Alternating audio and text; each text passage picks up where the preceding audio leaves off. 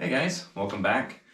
So today I thought I would take a minute to talk about this Mini-Sonic tumbler I've been using. When I first started looking at getting a vibratory tumbler at the time, all the big named ones, the Lotto tumblers and the tumblers, were totally unavailable. They were back ordered to Timbuktu. And the Mini-Sonic popped up as available, and when I did some research on it, I didn't find a whole lot. There wasn't a lot of information out there for it, so what there was out there I really liked. There were a lot of pluses to the little machine that I thought I would enjoy and make use of, and yeah, come to find out I actually do really enjoy this. I can't give you a comparison side by side to other tumblers to let you know just how well it runs, but I thought I would do a full guide. One of the things I found when I was looking for a new tumbler is there were very few guides on actually how to use this or the process for it. So I kind of borrowed the information from Lotto. Tumblers had a lot of videos out for those, which would probably suggest they're the more popular unit, of course. But still, I just thought I would make a guide and help people out to find this little machine because I've been loving it. One of the things that attracted me to it right off the bat is especially the Lotto, it has an on-off switch.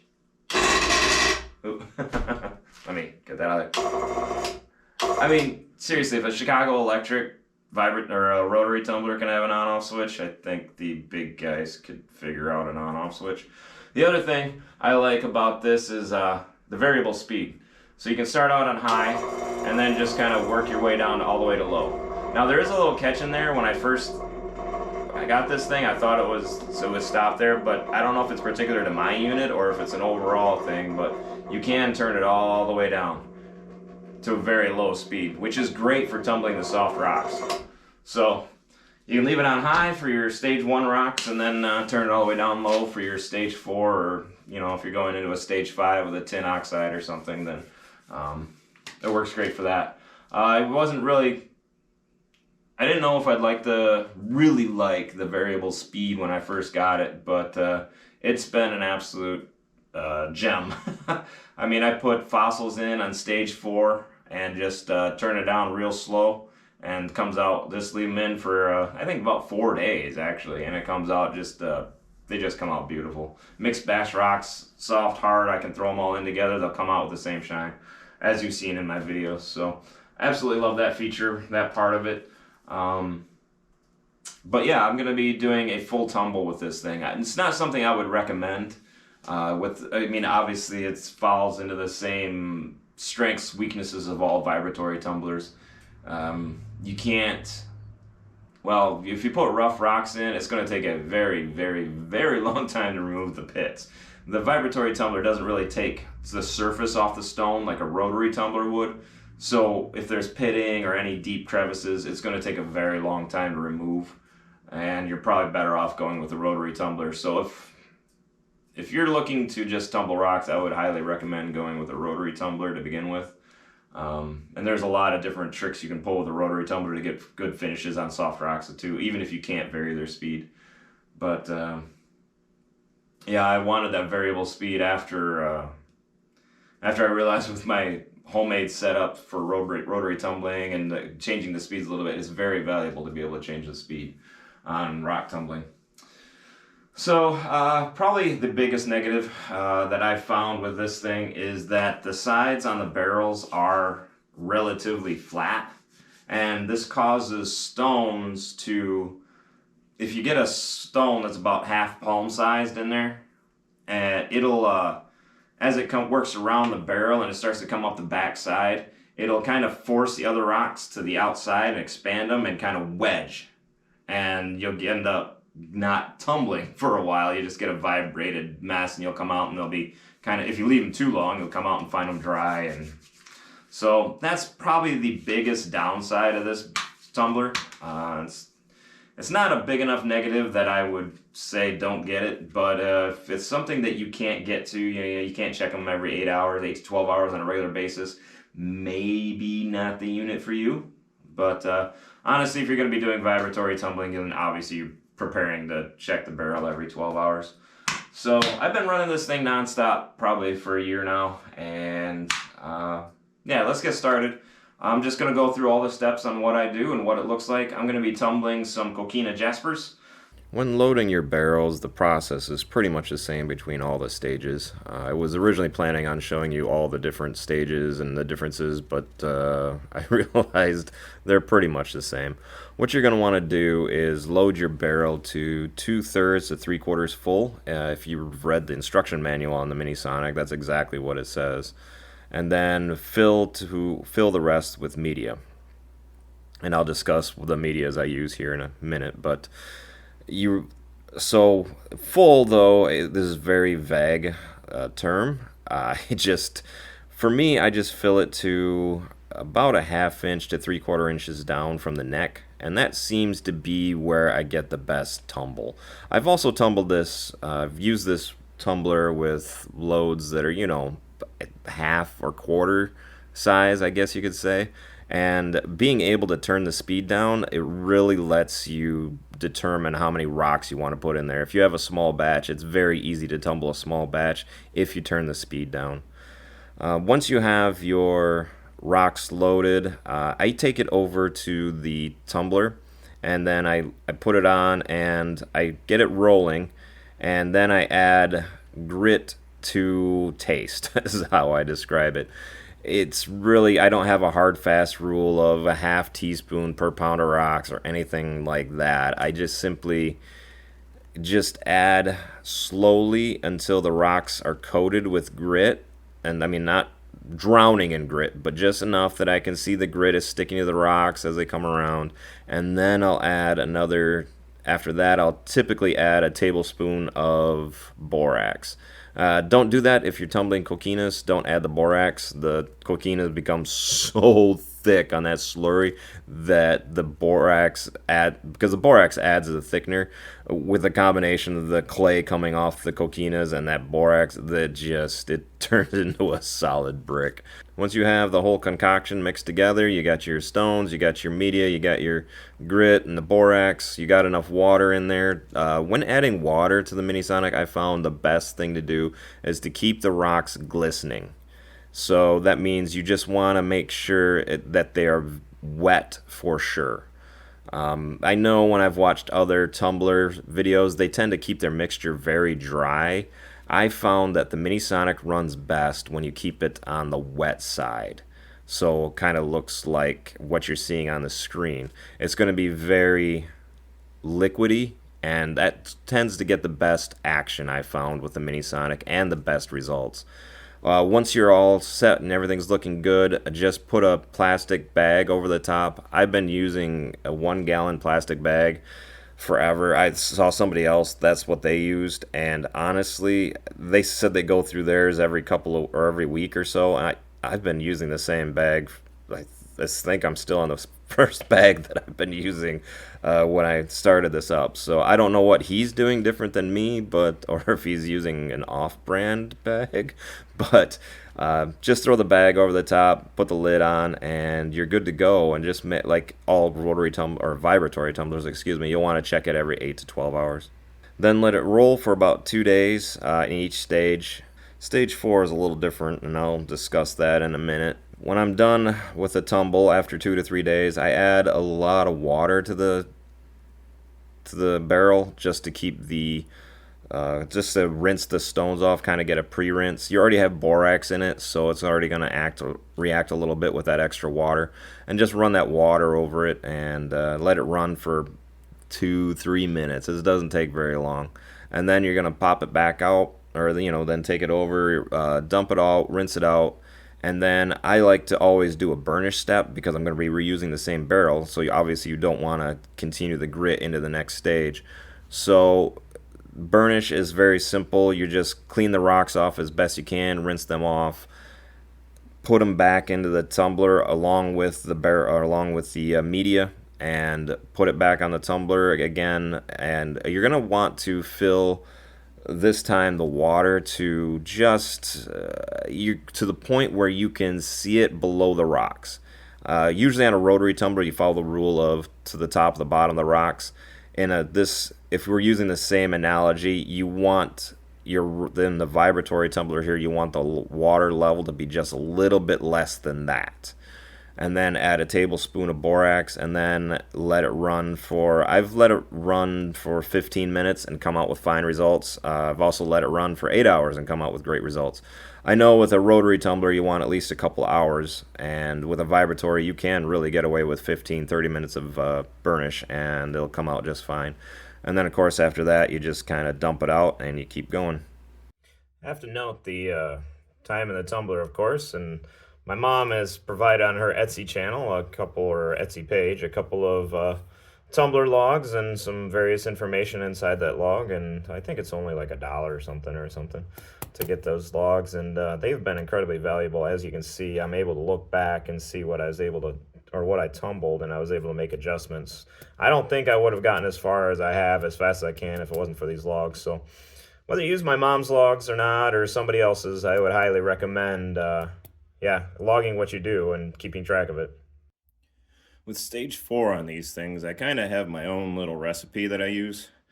I'm going to add stage 4 grit to coat like I've done with the others. There's not a hard, fast rule. It just depends on the number of rocks in there, etc., what type they are. And then I'm going to add a tablespoon of borax, and I'm going to try to keep it a little soupy so you can see that they're nice and wet and glistening as they go. And then I'm going to let it run for 4 days. And I've found that that extra time just kind of really allows even the soft stones to glisten up as hard as, as nice as those hard stones do. I'm also going to turn the tumbler down to as slow as I can and still get a rolling action on the stones, which is part of the reason why I go 4 days. It's rolling so slow that it's going to take that extra time to get them done. And then I found that it doesn't matter, mixed batches of like this, the soft stones, hard stones, they all come out looking great. So here we go. I'll start up the noise. I'll turn it up to full speed to get the powders mixed in. And then I'll turn it down nice and slow, and I'll just let it roll at that speed. And then what'll happen is as the stones dry out, they'll stop spinning or they'll get real slow. And then I'll add enough water later to let them get back up to speed, or at least where they were before. And that'll be how I know how much water to add to the system. Is going to be, can I continue to keep the rolling action? If I can keep the rolling action going, it's just enough water. And yeah, I think that's pretty much it before I turn on the noise here. The grit. That's more than enough. I added too much actually. Wasn't even a half tablespoon.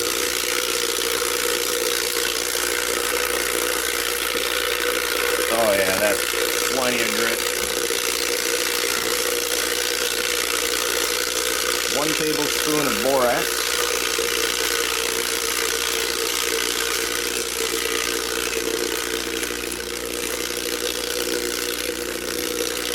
And you see how it's clumped up pretty good there. Action even slowed down even at high speed. I'll just spray down the sides here a little bit.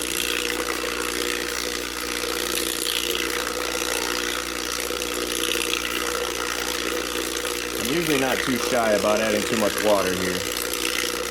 Alright, now I turn it down. That's more than halfway. There we are. Okay, that would be all the way. That would be maximum slow. I'm going to turn it up about, I don't know, that'd be about quarter. It's between, so about 3/4. And right about there, I mean, you're still getting a good vibration.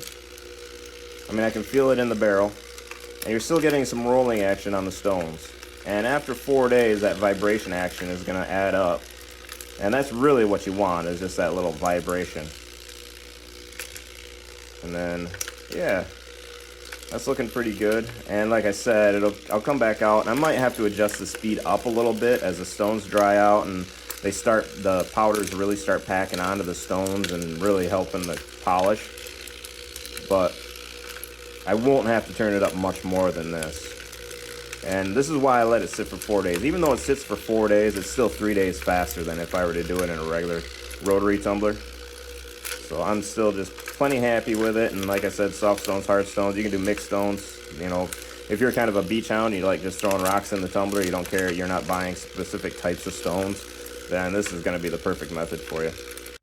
I use 2 different types of media in my tumbles, 2 different effects. The cheaper version, is going to be the glass beads. I say cheaper because I ordered this box of ceramic media, which is a little more of the traditional, what everybody uses, from Kingsley North. And it cost me like $30 for that, 5-pound box of it. Whereas I read on somebody else's site, or videos, I'd watched somebody else, and they had bought these lava beads, fireplace lava stones. And for this full barrel, it cost 25, or no, I'm sorry, it was under 20, I believe. So yeah, you can obviously tell there's a big difference in the amount and volume of stone that you get, or the amount of media you get. And really, the media, it's the same either way. In that, when you're adding to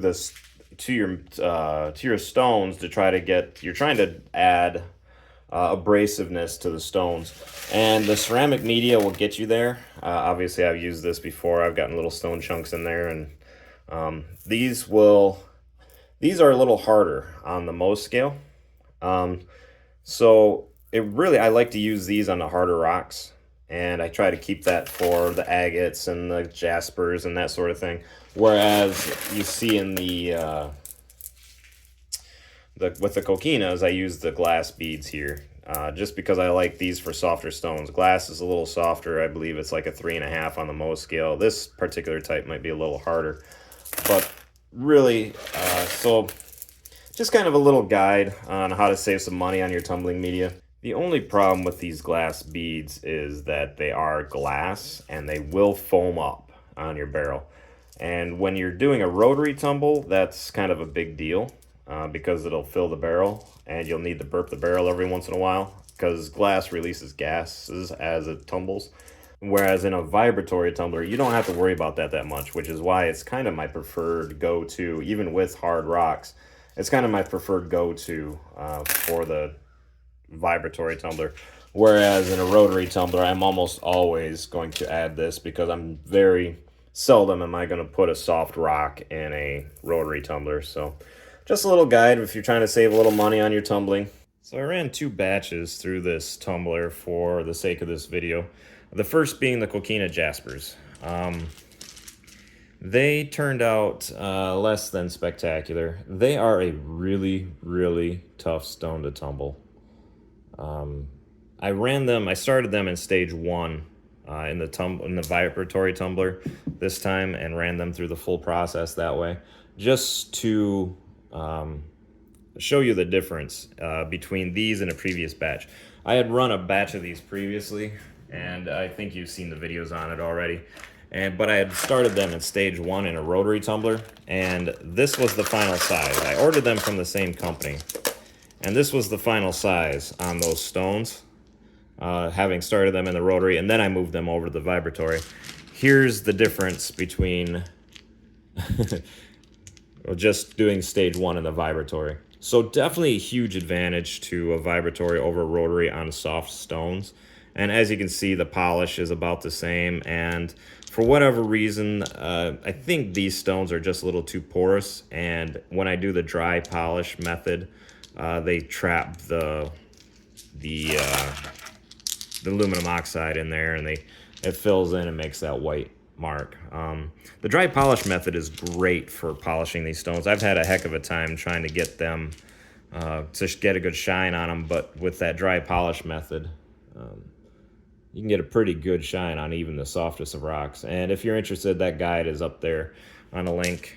I'm not going to belabor the point or go over it again in this video, but something else I also ran through there, and part of the reason why I think I didn't get such spectacular finish on these is I tumbled glass in like one of the batches at the same time, because I'm always trying to get tumbled beach glass back to a good polish, and the problem, again, with glass, which is the same as running into with the coquinas, is it tends to have micro holes in it, and they are filling in with that media. So I'm going to have to try something different. But these lava beads that you've seen me tumble, they are a little different. They don't seem to have that porous feature to them. So if you're looking for little cute little gems, they're smooth. They've lost that. When you get them out of the container, they have the little marks on the back. It gets rid of those marks, and you can tumble them down to the size you want. So they're kind of fun. So you can do glass in there too. It's great for maintaining the shape. I don't have to worry about breaking them or whatever, or them breaking in a later stage. But yeah, just a fun little side. And then, of course, the bulk of what anybody's going to tumble, I'm sure, the same as me, is just going to be stones, harder stones, and not nearly as soft as those coquinas. And the reason I wanted to do this batch is to highlight that you can put mixed stones in. Like this is, I imagine it's, I want to say Gogondatillite, but I don't know if that's quite right. But you can see there's definitely two different minerals in there, and it got a nice solid shine all the way through, which is really cool. Well, it looks like there's a third mineral in there when I see that flash every once in a while. At least three. Here's a piece of crazy lace, so you know it's nice and hard. And, well, here's the pitting that I told you about that the vibratory tumbler won't remove. But I ran this through stage 1 in a rotary. All of these were done in stage 1 in the rotary. And yet it still tumbled next to this piece of, I believe, basalt and epidote. And it came out with the same great finish. A really hard stone versus a really soft stone. They came out with the same look. I was able to tumble quartz in next to whatever this thing is. I imagine, a basalt of some sort or along that line. And got the same great finish on both. And I think that when I first started using the Mini-Sonic for tumbling my finished stones, I wasn't very happy with the way the stones were turning out. They were coming out kind of a matte finish, and it took me a little while. Actually, it was a screw up. I had to go away for a weekend, and I just decided to leave the stones in for a few extra days and at a low speed, and I ended up coming up with this recipe that I have already discussed. And as you can see, I don't know if I could get this kind of finish on a mixed stones like this in a rotary tumbler. So this is definitely a huge strength of the Mini-Sonic, being able to turn the speed down and being able to tumble this piece of, I believe, seam agate next to a piece of probably a epidote basalt, and get a great finish on all the stones all at once. Here's a moss agate. I went through, the Mookite. That one was really hard. I don't know how this one got separated from the others, but it did, and it's a very hard stone, and here it is next to a piece of, granite. And then you still got the nice sparkle in there of whatever that mineral is that makes that sparkle, and yeah, still got a great finish. And, there's a lot of people that claim granite is awful, you don't get a good finish on it, but look at that. I mean, usually the black pits and you can't get a good shine on it, but that Mini-Sonic, oh man. Oh, and here's some sodalite. That's a softer stone. And what else is in here that would be soft? Another piece of moss agate. So yeah, here you got sodalite next to a moss agate. And you can see that they still both have a great shine on them. And another advantage too is I can tumble smoother stones on that slower speed, thin stones, and here's something that looks almost like a knife's edge, and it's still got a great polish all the way across. Nice shine on it.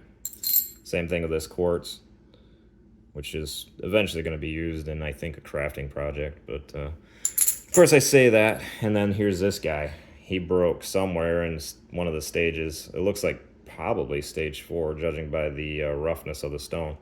And yeah, so just a random breakage, whereas these ones survive just fine. I mean, the quartz is whatever, you'd kind of expect that. But I would have thought this one would have broken for sure, but it stayed in there. Yeah, So, yeah, definitely an advantage to the Mini-Sonic. I really love that. I mean, yeah, you got the jamming issues, but I can't argue with the finish on random stones. And since I do a lot of beach collecting and picking up stones and throwing just weird stuff, I can just grab handfuls of whatever I've got laying around the rock shed there and just chuck it into the tumbler, and I don't have to worry about the way it's going to come out. It's going to come out looking shiny and beautiful. Yeah, and here's a piece of Marquette. I think this is from Marquette Sea Maggot. So you got the softer host rock there in the middle of the quartz chalcedony-ish. Yeah, you can kind of see an agate line there, kind of. It would definitely be a maggot, as some would describe it. Maybe agate. But yeah, you get, it doesn't matter. Host rock, hard rock, it all fits together. It's just, I'm really impressed with that Mini-Sonic. Yeah, you got the jamming issue you got to put up with, but honestly, for the stuff I tumble, this is like, I am very thrilled with the machine, and I hope that what I have shown you guys really helped. If not, let me know down in the comments if you have any more questions, and I'll let you know as best I can. I mean, obviously I can't tell you what I don't know, but I can help you get to where I am and what I've done. So yeah, thanks for watching. I appreciate it. If you've made it this far, why don't you hit that like for me? I'd appreciate it. And if you like these kind of guides and DIY type stuff, yeah, go ahead and hit subscribe. Or you like seeing shiny rocks, because that's obviously what I do. And I'll catch you guys in the next video. Bye.